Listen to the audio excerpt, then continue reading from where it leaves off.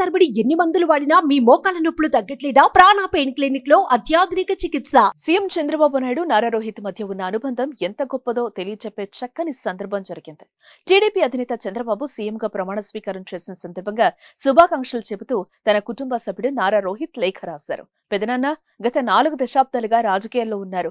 ఎన్నో ఒడిదుడుకులు చూశారు, తట్టుకున్నారు. ఆత్మవిశ్వాసంతో నిలబడ్డారు. కానీ గత 5 ఏళ్ల కాలంలో ఎంతో మదన పట్టారు. పార్టీని, కార్యకర్తలను కంటికి రెప్పలా కాపాడుకున్నారు.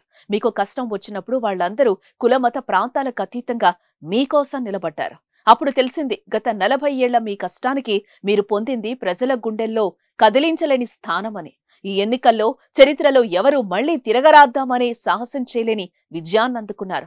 ఆ విజయం ఎన్డీఏ కూటమిది మాత్రమే కాదు, ఆంధ్ర ప్రజలది, తెలుగువారిది, మనందరిది.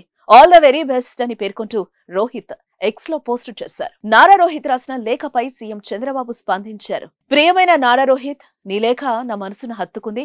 నా కుటుంబ సభ్యుల అండ, ఆశీస్సులు సదా నా వెంట ఉన్నాయి కాబట్టే ఎన్ని ఒడిదుడుకులు వచ్చినా నిలబడగలిగాను.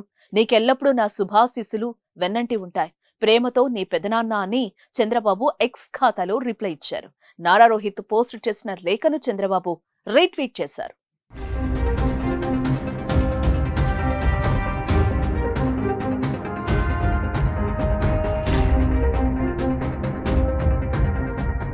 సుమన్ టీవీలో మీ పర్సనల్ అండ్ బిజినెస్ ప్రమోషన్స్ కోసం కింది నెంబర్కి కాంటాక్ట్ చేయండి.